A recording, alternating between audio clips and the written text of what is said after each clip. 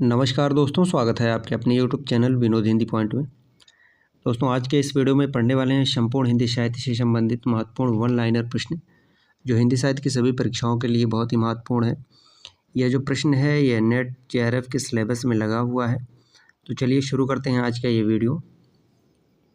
पहला प्रश्न है, माटी की मूर्ति किस प्रकार की विधा है? तो माटी की मूर्तें, यह रेखा चित्र है, किसका है? तो रामवृक्ष बेनीपुरी का है माटी की मूर्तें। दूसरा है, संस्कृत के 4 अध्याय के अंतिम अध्याय का क्या नाम है? तो संस्कृत के 4 अध्याय रामधारी सिंह दिनकर का है और इसके अंतिम अध्याय का नाम है भारतीय संस्कृति और यूरोप। माटी की मूर्तें का प्रकाशन समय क्या है? माटी की मूर्तें का प्रकाशन वर्ष है 1946 ईस्वी। एक साहित्यिक की डायरी कितने प्रकरणों में विभक्त है? एक साहित्यिक की डायरी, यह मुक्तिबोध का है और यह 13 प्रकरणों में विभक्त है। रामवृक्ष बेनीपुरी का प्रथम रेखाचित्र संग्रह कौन सा है? तो रामवृक्ष बेनीपुरी का प्रथम रेखाचित्र संग्रह है लाल तारा 1940 ईस्वी। एक साहित्यिक की डायरी के किस प्रकरण में कला के 3 क्षणों का वर्णन है? प्रथम प्रकरण में। मुर्दहिया आत्मकथा का वर्ण विषय क्या है? तो मुर्दहिया आत्मकथा का वर्ण विषय है ग्रामीण परिवारों में जो आर्थिक और सामाजिक रूप से पिछड़े हुए हैं उनकी दशा का वर्णन है।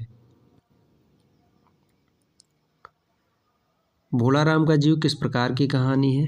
तो भोला राम का जीव यह व्यंग्यात्मक है। हरिशंकर परशाई का है भोला राम का जीव। तुलसी राम की आत्मकथा के कितने भाग हैं?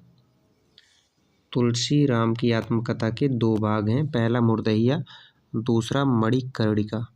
जामुन का पेड़ व्यंग में पेड़ के नीचे दबा आदमी कौन था? तो वह एक शायर था। एक कहानी यह भी मन्नू भंडारी की, यह किस विधा की है?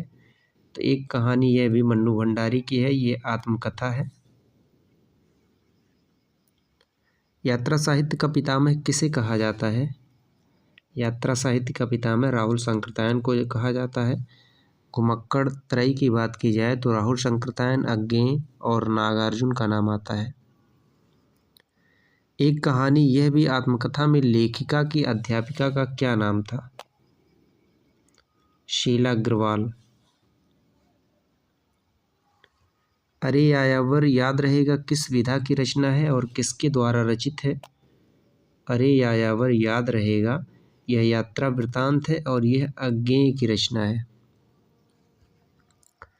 आवारा मसीहा किसके जीवन पर आधारित है? शरद चंद्र के जीवन पर आधारित है। विष्णु प्रभाकर का ये रचना है।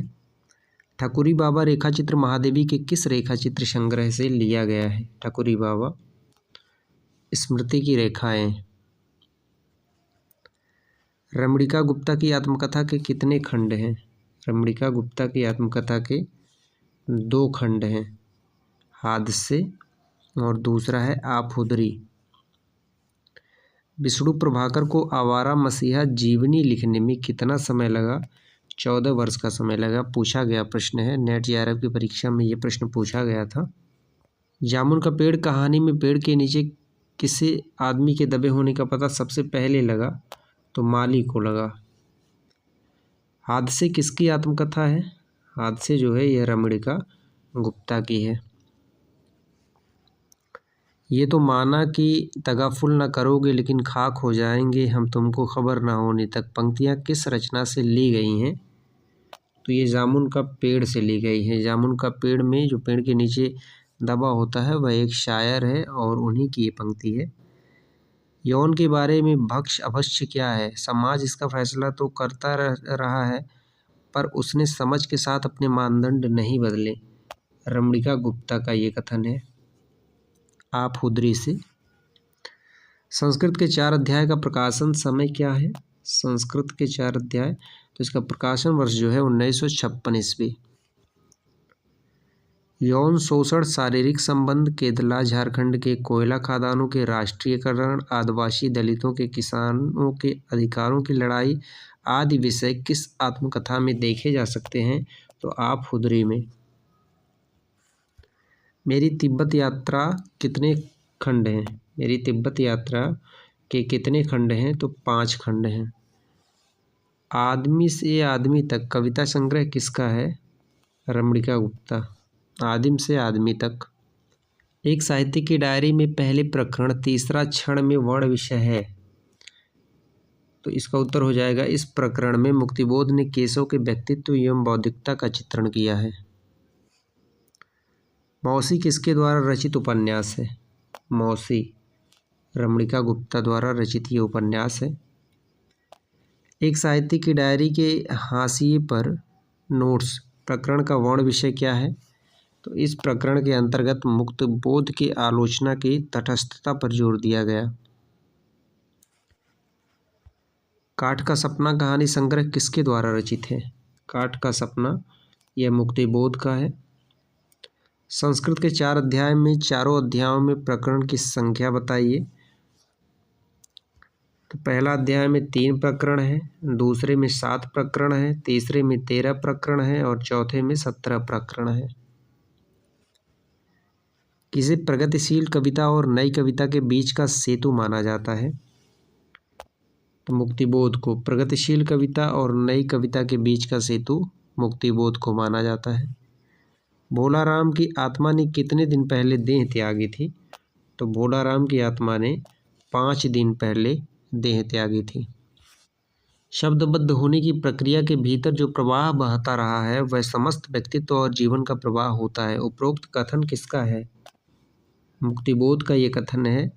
उनकी रचना एक साहित्य की डायरी से ये कथन लिया गया है। आवारा मसीहा जीवनी के तीनों पर्वों के नाम लिखिए। तो जो 3 पर्व हैं दिशाहारा, दिशा की खोज और दिशांत, ये 3 पर्व हैं आवारा मसीहा में। यथार्थ के तत्व परस्पर गुम्फित हैं, यही कारण है कि मैं छोटी कविताओं लिख नहीं पाता। उपरोक्त कथन किसका है? तो ये मुक्तिबोध का कथन है एक साहित्य की डायरी से। दूसरा प्रकरण एक लंबी कविता का अंत।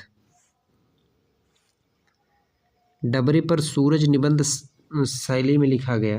डबरे पर सूरज यह निबंध जो है किस शैली में लिखा गया? तो व्यंग्य शैली। हरिवंश राय बच्चन की आत्मकथा के 4 खंडों के नाम लिखिए।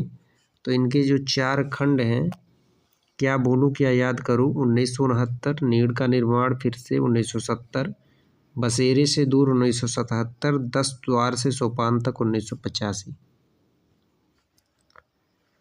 एक आलोचक को अपनी आलोचना भावना को प्रधान मानते हुए तटस्थ रूप से एक कृति की समीक्षा करनी चाहिए। उपरोक्त कथन किस निबंध से लिया गया है? मुक्तिबोध की रचना एक साहित्य की डायरी से ये कथन लिया गया है।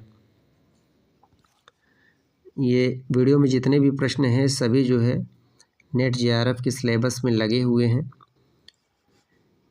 किस निबंध में मुक्तिबोध ने पुरानी परंपराओं के स्थान पर नए मूल्यों की स्थापना को अनिवार्य माना है? तो नए जन्म की कुंडली। किसकी बातों से प्रेरित होकर विष्णु प्रभाकर जी ने आवारा मसीहा जीवनी लिखी? तो नाथूराम शर्मा। महत्वपूर्ण प्रश्न है ये। नाथूराम शर्मा की बातों से प्रभावित होकर विष्णु प्रभाकर ने आवारा मसीहा जीवनी लिखी। तमिलनाडु के अति प्राचीन मंदिरों का वर्णन अज्ञेय के किस यात्रा वृतांत में है? अरे यायावर याद रहेगा। मेरी तिब्बत यात्रा किसकी रचना है? राहुल संकृतायन का यात्रा वृतांत है। मेरी तिब्बत यात्रा वृतांत में तिब्बत में प्रवेश करने पर पहली यात्रा में लेखक कहाँ ठहरता है? तो डाम गांव में। महत्वपूर्ण है ये। इस यात्रा में शामिल दूसरे व्यक्ति का क्या नाम है?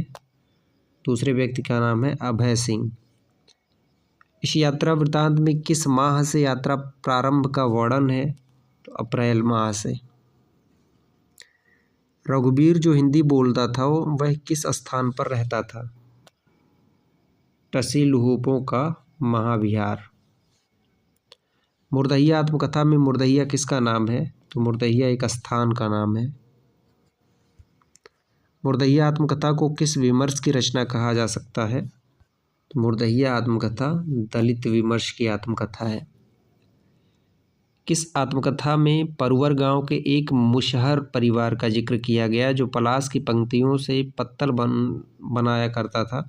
तो मुर्दहिया में। मुशहर परिवार। डॉक्टर तुलसीराम होगा, तुलसीराम। डॉक्टर तुलसीराम के मन पर किसका गहरा प्रभाव था? तो बुद्ध का था। मणिकर्णिका किस विधा की रचना है? तो मणिकर्णिका जो है यह आत्मकथा है तुलसीराम का। यह मिसप्रिंट हो गया है, तुलसीदास नहीं होगा, तुलसीराम है।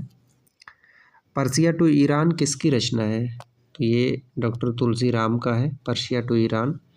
डॉक्टर तुलसीराम की साहित्यिक पत्रिका के संपादक रह चुके हैं। तुलसीराम के साहित्यिक पत्रिका के संपादक रह चुके हैं तो अश्वघोष नामक प्रसिद्ध बुद्धिस्ट साहित्यिक पत्रिका। प्रेमचंद घर में है किस विधा की रचना है? तो प्रेमचंद घर में यह शिवरानी देवी का है और यह एक जीवनी है। कोई भी लेखक ना तो संपर्क संबंध विलीन हो सकता है ना परिवेश निरपेक्ष, इसलिए उन घटनाओं को तो इनका अनिवार्य हिस्सा होना ही था जिन्होंने मात्र मेरी संवेदनाओं को ही नहीं बल्कि पूरे देश को झकझोर कर रख दिया था। उपरोक्त कथन किसका है?